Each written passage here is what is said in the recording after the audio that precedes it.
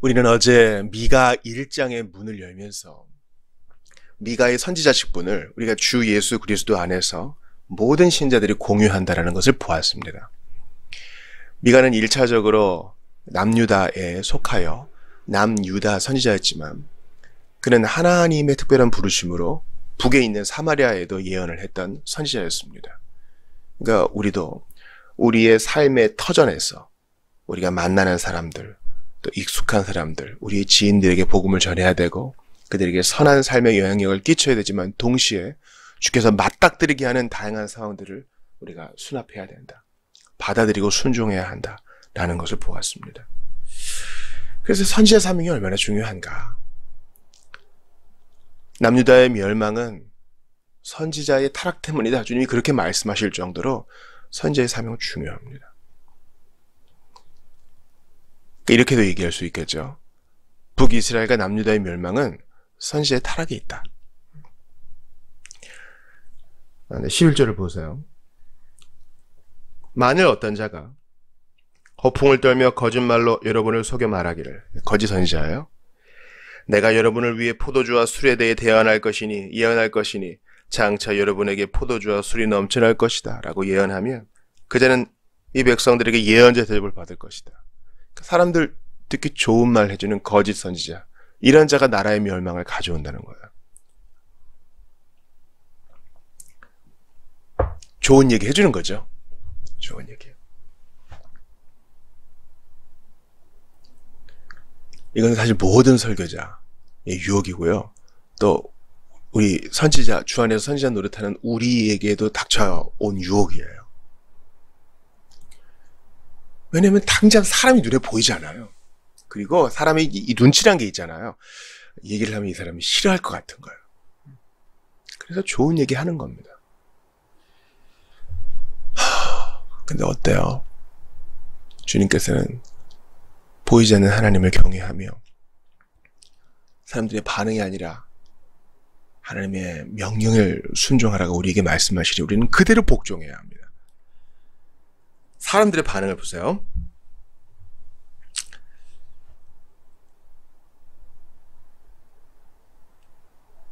(6절을) 보니까 사람들이 아예 믿을 마음이 없어요. 미가야, 너 예언하지 마. 미가는 안 듣기죠. 듣기 안 좋은 예언하니까. 우리가 지금 예수님 믿으면은 사랑받고 은혜받고 좋습니다.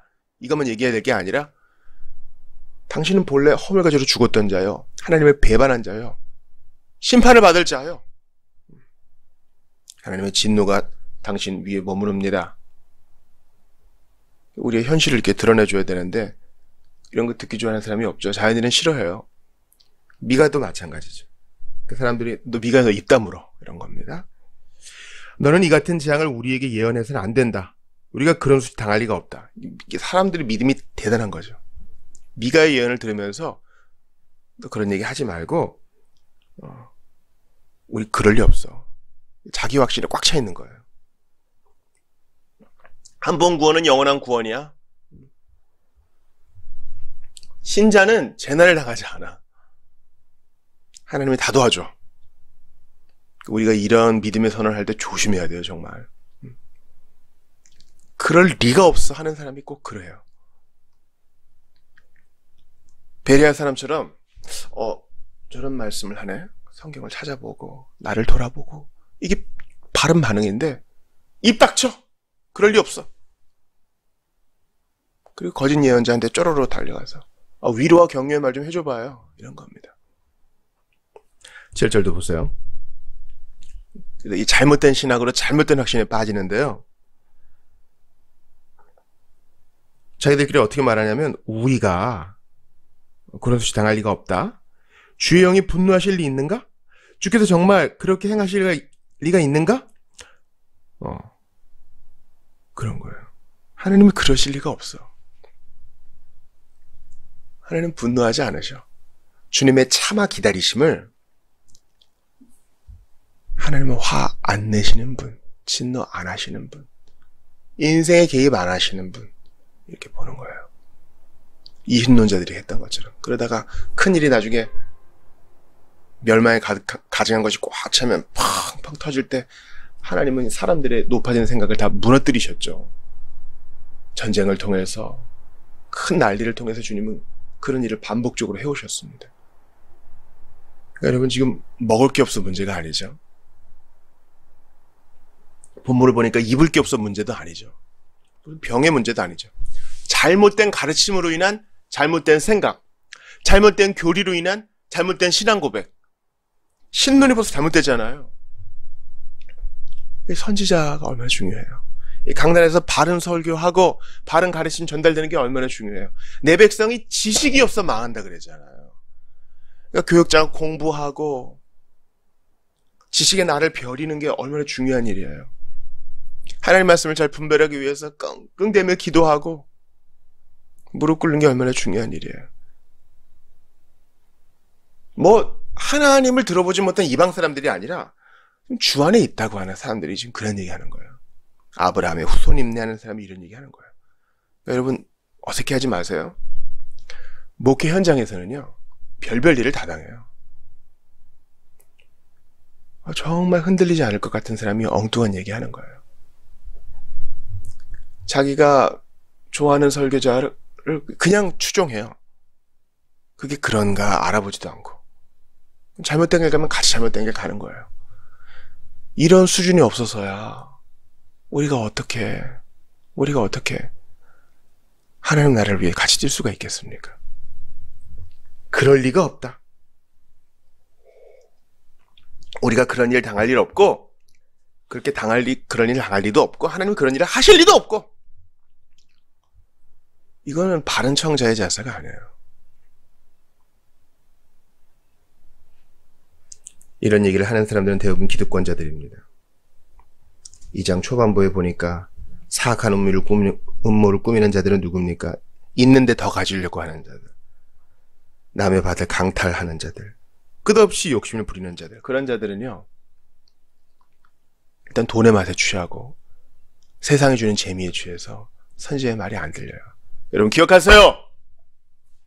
돈을 사랑하면 일만하게 뿌리가 됩니다. 이런 얘기하는 작자들이 누구라고요? 돈을 사랑하고 하나님을 버리고 세상 재미에 취한 자들. 술에 취하듯이. 감각이 없어요. 술에 취하니까 때려도 나는 안 아프다. 성경의 기록처럼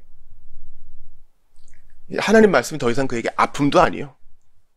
그냥 재미없고 쳐버려라. 이런 거예요.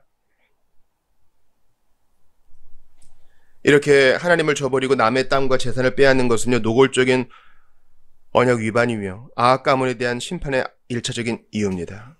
아합이 나봇의 포도원 훔치고 지금 그 일을 당한 거잖아요. 그래서 이들 때문에 백성들 전체가 곤욕을 치러요. 3절 보세요. 그러므로 주께서 말씀하신다. 보라, 내가 이 백성들에게 재앙을 내리고 작정하였으므로 너희가 결코 이 재앙에서 벗어날 수 없을 것이다. 그러니까 선지자의 타락, 그리고 하나님이 재산 맡겨주신 이 지도자들의 타락이 백성 전체의 타락으로 이어지는 것입니다. 그래서 이 심판을 면할 수가 없게 됐어요. 그들이 다 언약 공동체이기 때문입니다. 사랑하는 여러분, 그러니까 우리의 기도가요, 잘 들으세요. 우리의 기도가 이렇게 지경이 좀 넓어지고 깊어질 필요가 있어요.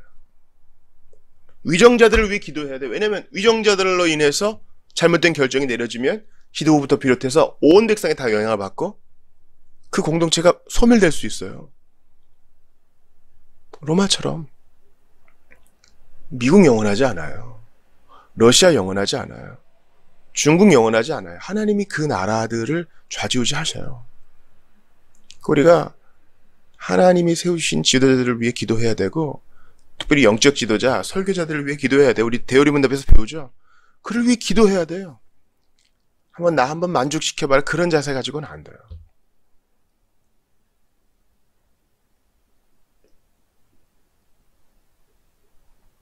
총체적 난국입니다.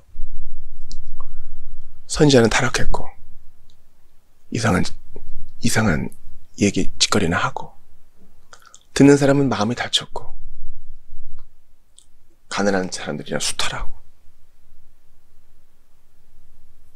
미가 같은 사람들에게 입 닥치라고 하고, 하나님의 심판 선언은 내려졌고, 주변 정세는 안 좋고요. 오늘날의 상황과 다를 바 없어요. 교회 상황도 어렵고요.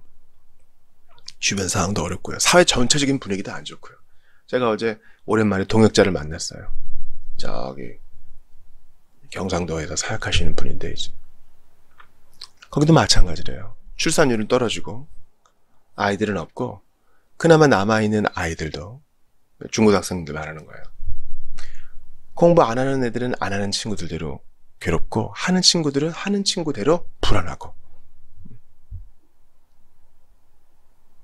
교육자들 안에도 문제예요. 교회 안에도 문제예요. 개인적으로도 흔들리고 총체적인 난국이에요. 게다가 정치, 사회, 경제, 문화 우리 사회의 곳곳에 걱정하지 않을 분야가 어디 있습니까? 뉴스를 보기가 겁나는 세상 아니에요? 뭐가 또 터졌을까? 그러니까 미가 때랑 우리랑 상황이 다를 게 없어요. 그리고 우리의 희망은 오직 예수밖에 없어요. 하나님을 단순히 의뢰하고 전적으로 그분께 매달리는 것밖에는 답이 없어요. 내 영이 주께 매달리네 나의 구원 되신 주. 주님께 매달리는 것밖에 없어요. 12절 이후에 소망의 말씀이 그래서 더욱 빛이 납니다. 주님이 말씀하세요. 오 야곱아, 그날에 내가 너희 무리를 틀림없이 다시 모을 것이고 이스라엘의 남은 자들 내가 틀림없이 다시 데려올 것이다. 내가 너희를 모으되 목자가 자기 양떼를 한 울타리 안에 모으듯이 모을 것이고 푸른 초장 위에 가득 찬 양떼처럼 너희를 한 군데 다 모을 것이니 그날에 너희의 땅이 다시금 수많은 사람들의 북적대는 소리로 시끌벅적하게 될 것이다. 아멘.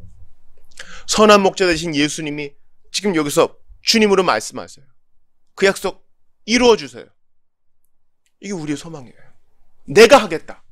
오순절 성령 강림 때 불같은 성령께서 임하셨죠. 그 불은 사람들이 열심히 일하기보다 하나님의 열심이에요. 나 이렇게 하겠다. 더러운 거 제하여버리고 악한 거 소멸해버리고 너희를 정화하겠다. 나 일한다. 가망 없는 이 땅에 주님의 이 약속과 일하심만이 우리의 소망이 돼요. 도저히 변화될 것 같지 않은 사람이 보여요. 권하고 책망도 하고 사랑으로 기다려도 잘 안 돼.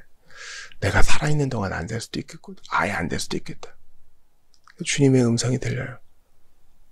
내가 한다. 내가 한다. 안 변할 것 같은 상황이 있어요. 주님은 내가 한다. 내가 모으고 내가 회복시키고 내 양떼 내가 챙긴다. 여기 우리 위로가 있어요. 13절에 보니까 우리 주님이 군대의 장수로 묘사돼요. 길을 여는 자가 너희들 앞에 올라갈 것이니 너희가 포로된 땅에 성문을 부수고 성 바깥으로 힘차게 따라나갈 것이다. 그때 너희 왕이 앞장서서 걸어나갈 것이고 나주가 맨 선두에 서서 너희를 인도할 것이다. 지금 뭐 압제받고 쥐어 터지는 민족이잖아요. 이스라엘 백성들. 근데 아니야. 왕 대신 주님과 함께 같이 성문을 부수고 나아갈 자로. 그저 찌질이었는데 간신히 뭐 옷만 입혀주는 정도가 아니라 회복시키고 무장을 시켜가지고 함께 동역자된 군사로 주님이 데리고 나간다는 거예요. 이게 이제 복음이 주는 놀라운 역전입니다. 나는 주님이 내 죄만 용서해줘도 고마울 것 같아. 그러나 주님은 거기서 안 멈춰요. 내 마이너스 잔고를 영원으로 만들어줘도 고마울 것 같아. 빚을 탕감했으니까. 근데 주님은 하늘의 보고를 여사 감당할 수 없을 정도로 부어주셔서 우리를 의로운 자라, 하나님의 자녀라, 예수님과 같이 순종한 자로 여겨주셔요. 존귀한 자로 봐줘요. 죄를 하나도 안 졌을 뿐만 아니라 예수님처럼 순종한 자로 봐줘요. 그저 동냥하던 거지, 또 이미 죽어있는 시체 그냥 살리고 그냥 걸어다닐 수 있게 해줄 뿐만 아니라 용서를 만들어준다고요. 기대도 못했던 일이죠. 주님 말씀하세요. 내가 할 거야. 너희는 가만히 서서 나의 명령을 받들고 내가 하는 일을 보라. 주님 하셔요. 그러니까 이 말씀이 더욱 위로가 됩니다. 오늘 영화 체감 온도가 영하 9도 이렇게 된다면서요. 바로 이런 날에 따뜻한 봄, 뜨거운 여름 햇살을 기대하게 하시는 거예요. 사랑하는 여러분, 주님이 일하시니 우리 안심하며 믿음으로 나아갈 수 있기를 주의 이름으로 축원합니다. 예수님의 십자가 바라보면서 빈무덤으로 위로를 받으면서 다시 오실 것이라는 그분의 약속 믿으면서 조금도 흘리지 말고 십자가 군병되어서 앞으로 나아가시기를, 지금 상황과 사람들은 그렇지 않지만 주님 바라보면서 앞으로 나아가시기를 주의 이름으로 축원합니다.